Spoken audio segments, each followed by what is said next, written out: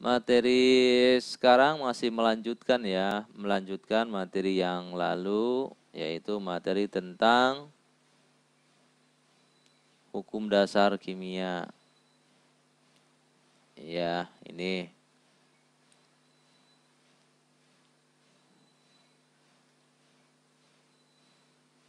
Minggu lalu itu sudah Bapak jelaskan dua hukum ya. Yang pertama yaitu hukum Lavoisier, yaitu hukum kekekalan massa, dan yang kedua yaitu hukum perbandingan tetap oleh J. Proust.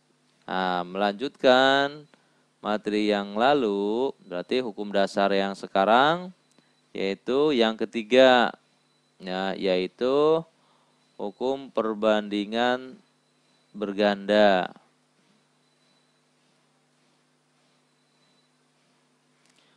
Berganda, ya, ini oleh Dalton.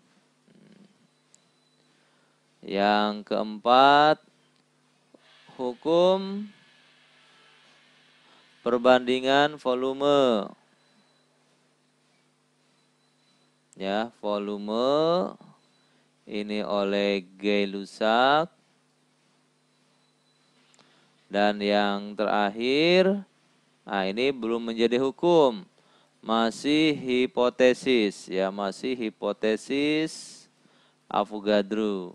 Nah, ya, yang bicara tentang perbandingan jumlah molekul. Nah, ya, perbandingan jumlah molekul. Oke, langsung saja ke hukum yang ketiga, yaitu hukum perbandingan berganda. Nah, ini ya hukum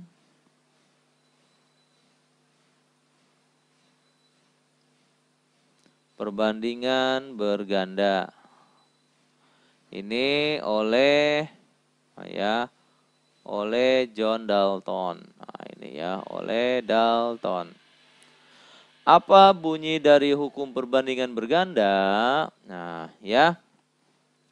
Menurut John Dalton, hukum kelipatan perbandingan atau perbandingan berganda, jika dua jenis unsur bergabung membentuk lebih dari satu senyawa, nah, jadi misal ada senyawa A, maaf, ada atom A ya, ada atom A dan atom B. Atom A dan atom B ini bisa bergabung membentuk suatu senyawa, yaitu senyawa AB. Ya. Membentuk lebih dari satu senyawa, oh berarti bukan hanya AB, bisa juga dia AB2, A2B, gitu ya ini. Nah, ya jadi dia atom A dan atom B ini bisa membentuk lebih dari satu senyawa. Lalu, dan jika massa-massa salah satu unsur dalam senyawa-senyawa tersebut sama, jadi, nah kita ambil contoh yang ini lah ya, nih. Senyawa AB, senyawa AB2. Nah ya, di sini tertulis, ya, jika massa-massa salah satu unsur dalam senyawa-senyawa tersebut sama, jadi massa unsur A ini sama. Nih ya, kalau kita lihat di sini dianggap saja massa A dan massa B ini karena koefisiennya sama, yaitu indeksnya sama, yaitu 1, kita anggap ini sama massanya. Ya. Lalu sedangkan massa-massa unsur lainnya berbeda, nah B yang di senyawa AB dan B yang di senyawa AB2 ini massanya berbeda. Ya, seperti inilah ya. Di sini mak B-nya indeksnya 1, Ini indeks, nah ini indeksnya 1 ya. Nah indeksnya tidak dituliskan jadi 1. Kalau ini indeksnya 2. Ya, maka perbandingan massa unsur-unsur lainnya, maka perbandingan massa unsur lainnya dalam senyawa-senyawa tersebut merupakan bilangan bulat dan sederhana. Nah, sehingga di sini indeks B ini 1, indeks B sini 2. Maka kalau kita buat perbandingan, maka perbandingan massa B di dalam senyawa AB dan AB2 ini yaitu 1 berbanding 2. Nah, inilah maksud dari hukum perbandingan berganda oleh John Dalton.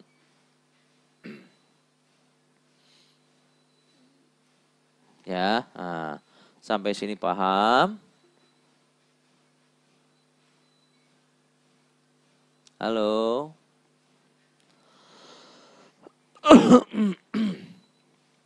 Nah, contohnya. Ya. Ini kalau ini dicontohannya nitrogen sama oksigen, ya. Nitrogen dan oksigen ini membentuk suatu senyawa N sama O. Nah, ya, di sini yaitu senyawanya nitrogen monoksida dan nitrogen dioksida, ya. Kalau massa nitrogennya sebesar seperti ini dan massa oksigennya 1, lalu yang pada nitrogen dioksida massa nitrogennya 1,75 dan massa oksigennya 1, maka kan massa oksigennya dibuat sama. Maka perbandingan massa nitrogennya di sini, kalau kita hitung 1:1,75 per 0,87 sama dengan 2 berbanding 1. Nah, inilah yang disebut dengan ya perbandingan yang bulat dan sederhana, ya, yang seperti diungkapkan oleh John Dalton ya ini. Nah, ini ya, bilangan bulat dan sederhana yaitu 1:2 atau 2:1. Nah, begitulah maksud dari hukum perbandingan berganda John Dalton. Ya, nanti Bapak berikan contoh soalnya. Langsung ke hukum yang keempat, yaitu tadi yang ketiga ya, hukum perbandingan volume. Ya. Ini oleh Gay-Lussac, ya, oleh Gay-Lussac. Apa bunyi dari hukum perbandingan volume? Ini dari hukum perbandingan volume Gay-Lussac. Ya. Pada suhu dan tekanan yang sama, volume gas-gas yang bereaksi dan volume gas-gas hasil reaksi berbanding sebagai bilangan bulat sederhana. Ya, atau perbandingan volume gas-gas sesuai dengan perbandingan koefisien masing-masing gas. Maksudnya apa? Maksudnya seperti ini. Ketika kita ingin membuat, jadi reaksi dari H2 dengan oksigen ini akan menghasilkan molekul air. Di mana kalau kita setarakan persamaan reaksinya, ini akan menjadi seperti ini. Ya. Jadi 2 molekul H2 ya gas hidrogen, 2 molekul gas hidrogen jika kita reaksikan dengan 1 molekul gas oksigen, ini O2, ini akan menghasilkan 2 molekul air, ya, akan menghasilkan 2 molekul air. Nah, jika hidrogennya dalam bentuk gas, oksigennya dalam bentuk gas, dan airnya dalam bentuk fase gas, nah maka perbandingan koefisien ini, nah ini angka di depan ini, nah ya, angka-angka di depan ini, nah ya ini, loh, kenapa yang oksigen tidak ada angkanya? Kalau kamu melihat ada persamaan reaksi dan tidak ada angkanya, ini angkanya adalah 1. Ya, diulangi lagi, karena orang kimia itu malas menuliskan angka 1. Nah, sehingga kalau di sini kalian tidak menemukan koefisien, berarti ini koefisiennya 1. Maka katanya, kalau kita lihat perbandingan koefisiennya adalah 2 berbanding 1 berbanding 2. Ya.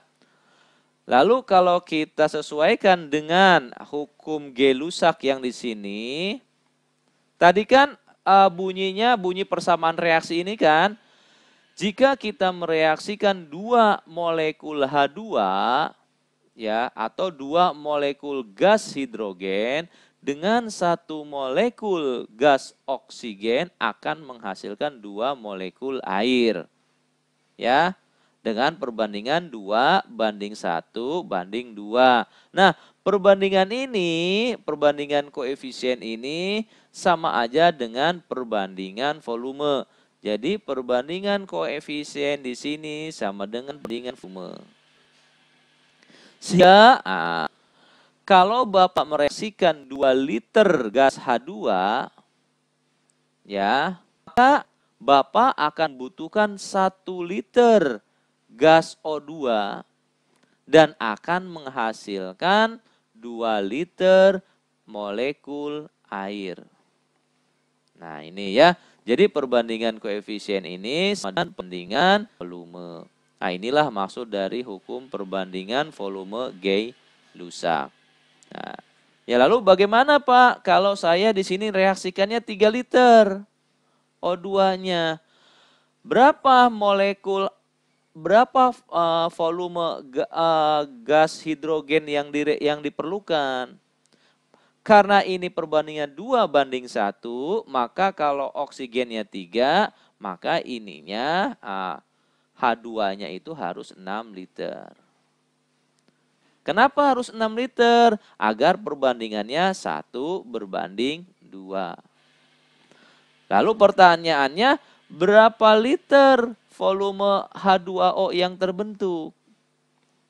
Nah, lihat perbandingannya 2 banding 1 banding 2. Kalau ini 6 banding 3, maka ini yang terbentuk H2O-nya adalah 6 liter. Nah, sampai sini paham? Halo. Nah, inilah ya hukum perbandingan volume oleh Gay-Lussac. Lalu hukum yang terakhir yaitu bukan hukum ya, yang namanya hipotesis. Hipotesis Avogadro. Ya, ini hipotesis Avogadro. Oleh siapa? Ya, oleh orang yang bernama Avogadro. Ya. Pada suhu dan tekanan yang sama, semua gas dengan volume yang sama akan memiliki jumlah molekul yang sama pula. Jadi, semua gas dengan volume yang sama akan mengandung jumlah molekul yang sama pula. Nah, jadi maksudnya apa? Tadi kembali lagi ke reaksi H2 ditambah O2 menghasilkan H2O, di mana di sini koefisiennya 2 dan 2. Ya. Ini 2 liter. Di sini 1 liter, di sini akan menghasilkan 2 liter. Ya. Semua gas dengan volume yang sama akan mengandung jumlah molekul yang sama pula. Jadi jumlah molekul H2 ini akan 2 kalinya berbanding dari molekul O2. Dan jumlah molekul H2O yang dihasilnya juga ini akan 2 kalinya. Nah, di mana menurut Avogadro jumlah molekul ya atau dikenal dengan number of Avogadro itu sebesar 6,02 kali 10 pangkat 23 partikel. Nah, ini. Jadi, maksudnya apa ini? Kalau H2-nya ini 2 liter, maka jumlah molekulnya Ini kan 2K2 ya. 2-nya ini berarti 2 dikali segini. Berarti 2 dikali 6,02 kali 10 pangkat 23 partikel. Jadi, nah kalau kita mereaksikan, kalau kita kali ini 12,04 kali 10 pangkat 23. Jadi kalau kita mereaksikan nih, ya, sebanyak segini 12,04 kali 10 pangkat 23 partikel H2, ini kita akan memerlukan itu sebanyak 1 dikali 6,02 kali 10 pangkat 23 partikel O2. Nah ini ya. Kenapa? Karena perbandingan antara H2 dan O2 adalah 2 berbanding 1. Maka kalau ininya 2-nya, ini juga. Lalu berapa partikel H2O yang dihasilkan? Ini pasti 2 dikali 6,02 kali 10 pangkat 23 partikel. Ya, jadi molekul H2-nya ini akan dihasilkan 2 kalinya dari 6,02. Nah, beginilah ya penjelasan dari hipotesis Avogadro. Nah, sampai sini ada yang ingin ditanyakan? Iya,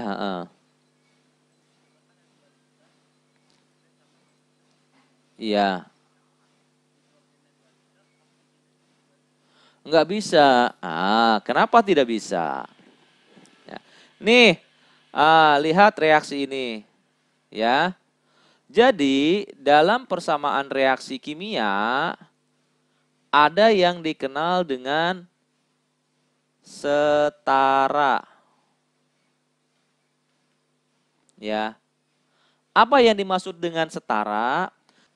2H2 ditambah hasilkan 2H2O. Ya. Kesamaan reaksi di sini harus setara. Ya, setara. Apa itu setara? Setara itu jumlah atom. Jumlah masing-masing atom ya, maaf ini. Jumlah masing-masing atom di ruas kiri itu harus sama dengan jumlah masing-masing atom di ruas kanan.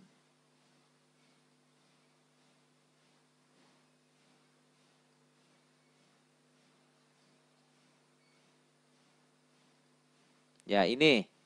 Ya.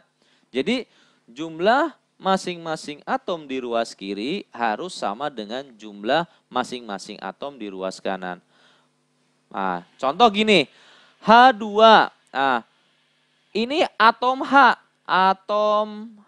Nah, jadi kan pada reaksi ini melibatkan 2 atom, yaitu atom H dan atom O.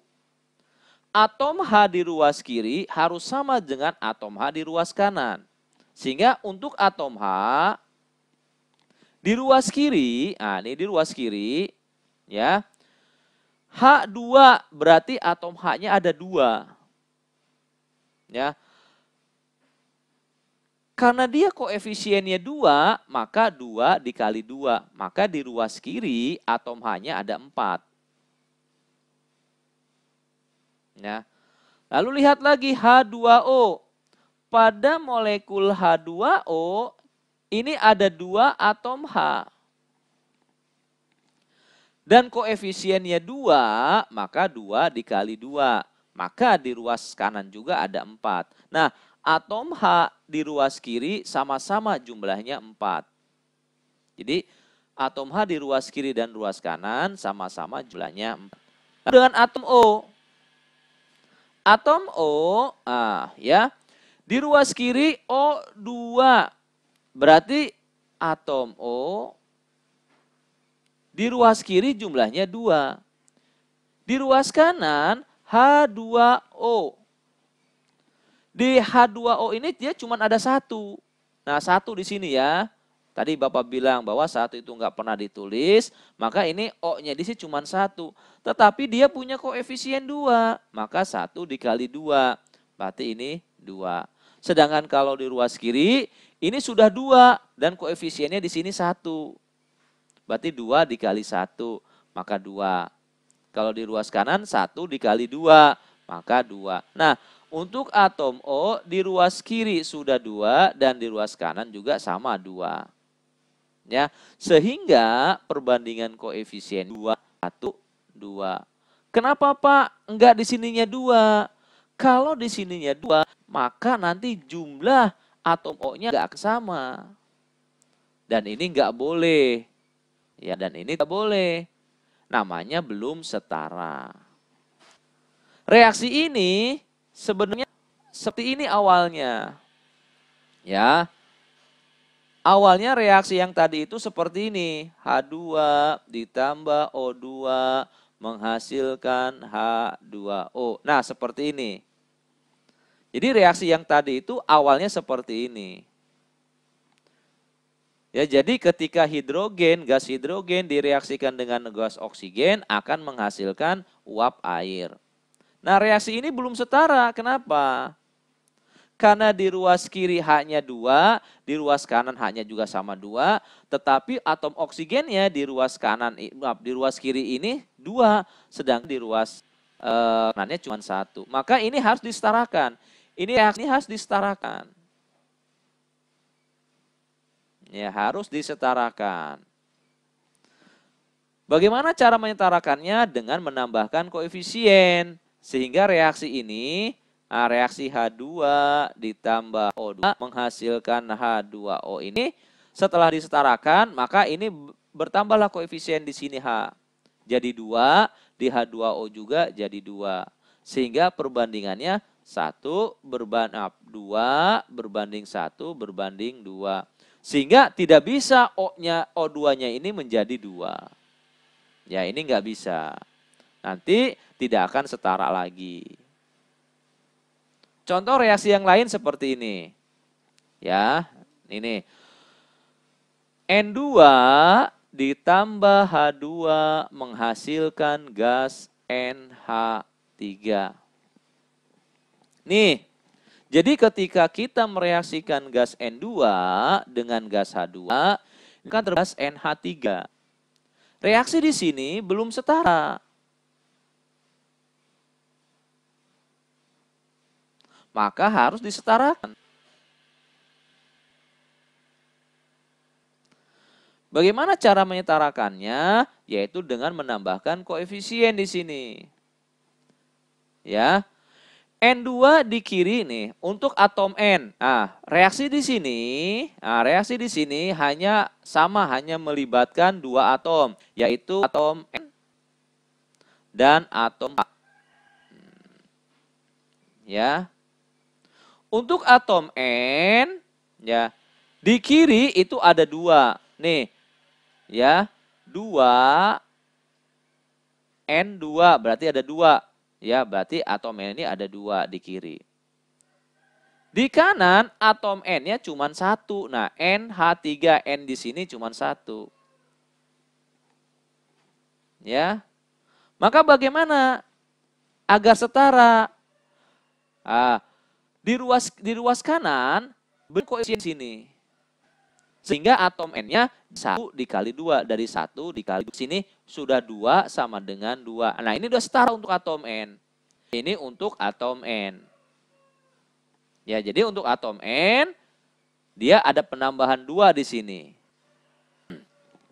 Lalu bagaimana dengan atom H? Nah, oke, atom H, ya, di kiri baru 2. Di kanan, nah NH3 ini ada 3 H-nya di sini.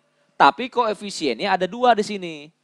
Berarti 3 dikali 2. Di sini 6, di sini 2. Berarti ini belum setara. Gimana biar menyetarakannya?